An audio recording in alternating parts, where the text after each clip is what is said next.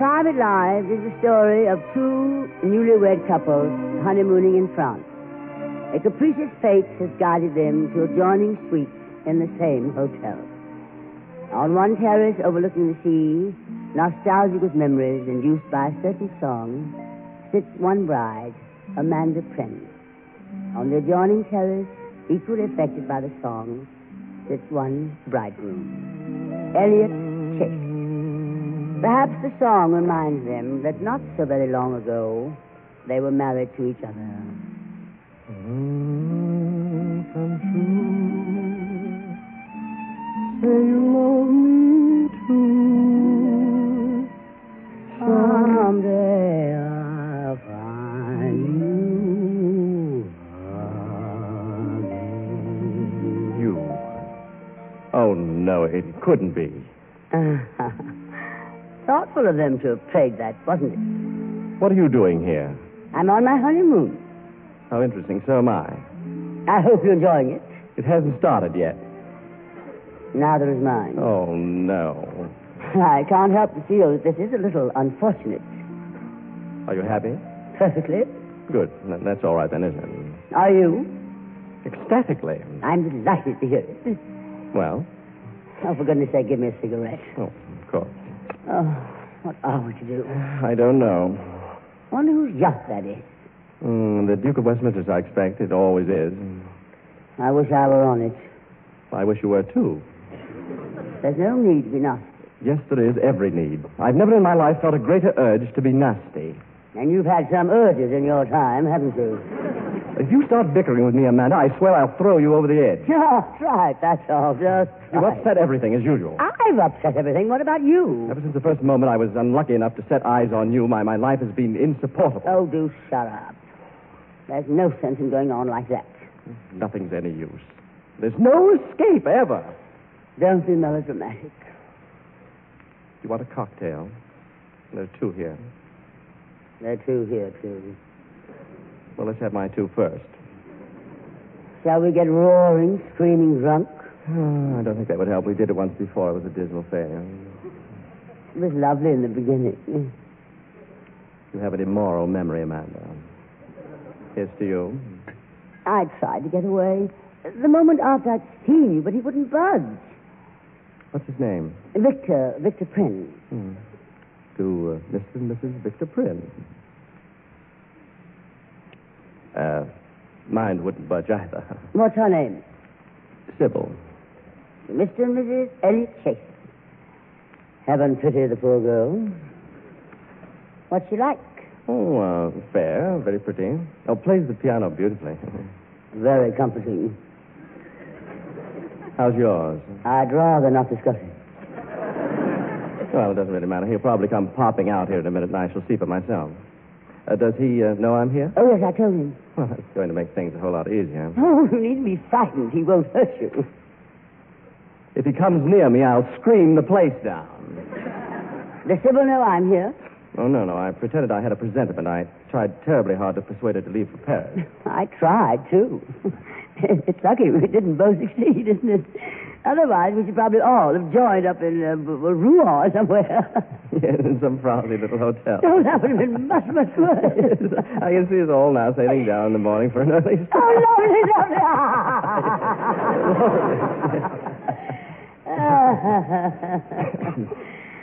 Oh, dear. What's happened to yours? Oh, didn't you hear her screaming? She's downstairs in the dining room, I think. Mine's being grand in the bar. It's really awfully difficult. Have you known her long? Oh, about 4 months. We met at a house party in Norfolk. Very flat, Norfolk. How old is dear Victor? 34, 35. And Sybil? Well, I blush to tell you. Only 23. Yeah, you've gone a mucker, all right. I shall reserve my opinion of your choice until I have met dear Victor. I wish you wouldn't keep on calling him dear Victor. It's extremely irritating. Well, that's how I see him. Dumpy and fair and very considerate with glasses. Dear Victor. As I said before, I would rather not discuss it. At least I have good taste enough to refrain from making cheap jibes at Sybil. You said Norfolk was flat. That was no reflection on her. Unless she made it flatter. Your voice takes on an acid quality whenever you mention her name. Oh, I shall never mention it again. Good. And I'll keep off Victor. Thank you.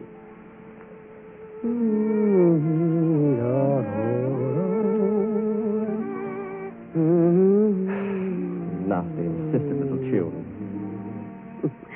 Extraordinary how potent cheap music is. What exactly are you remembering at the moment? The Palladero skating rink in the morning. Bright, strong sunlight. Everybody whirling around in vivid colors. And you kneeling down to put on my skates for me. You'd fallen on your fanny a few moments before. It was beastly of you to laugh like that. I felt so humiliated. Oh, poor darling. You remember waking up in the morning, standing on the balcony, looking out across the valley? Yes. Blue shadows on white snow. Cleanness beyond belief. High above everything in the world. How beautiful it was. It's nice to think we had a few marvelous moments. A few? Oh, we had heaps, really, only they slipped away into the background when one only thinks of the bad ones. What fools we were to run it all. What utter fools. Do you feel that way, too? Of course. Oh, why did we? The whole business was too much for us. We were so ridiculously over in love. Funny, wasn't it? Horribly funny. Selfishness, cruelty, hatred, possessiveness, petty jealousy. All those qualities came out in us just because we loved each other. Well, perhaps they were there anyhow. No. It's love that does it. The devil was love. The devil was love. And yet here we are, starting afresh with two quite different people. In love all over again, aren't we? Aren't we? No.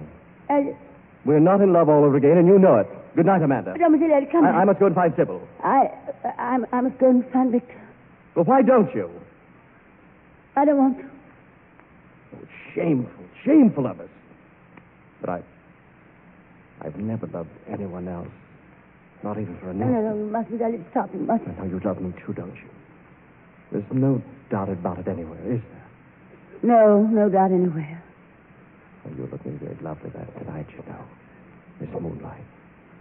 Your skin is clear and cool and your eyes are shining. You're growing lovelier and lovelier every second I look at you. You don't hold any mystery for me, darling. Do you mind? There isn't any of you that I don't know, remember, and want. I'm glad, my sweet. Oh, more than any desire, anywhere deep down in my deepest heart, I want you back again. Please. Don't say more. You're making me cry so gently.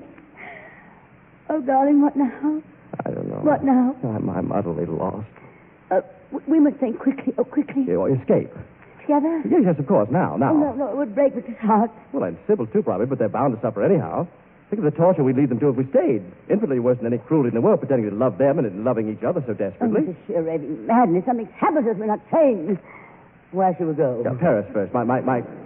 My car's in the garage already. Oh, we're being so bad. So terribly bad. We shall suffer from this. I know we shall. Well, it can't be helped. Starting all those awful rows all over again. No.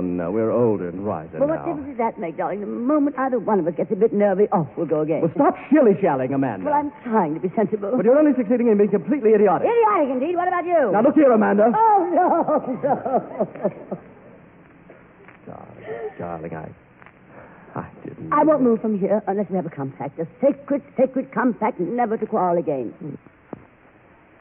Easy to make, but very difficult No. to keep. It's the bickering that always starts it now, darling. Look, the moment we notice we're bickering, I don't. Bickering that always starts it now, darling. Look, the moment we notice we're bickering, I don't. Bickering that always starts it now, darling. Look, the moment we notice we're bickering, I don't. Oh, I know, we'll invent some a phrase or catchword which when either one of us says it, automatically cuts off all conversation for at least 5 minutes.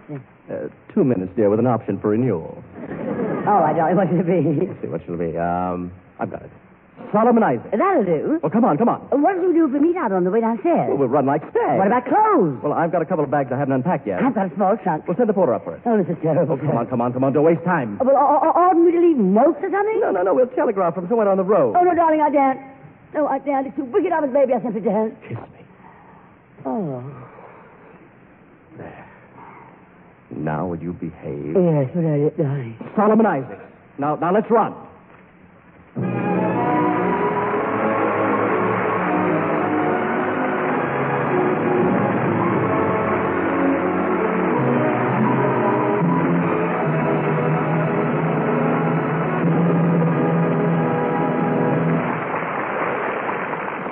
Thank you, Robert Cummings. You were really divine, darling. And as for you, Tallulah, darling, I'll talk to you when I get home.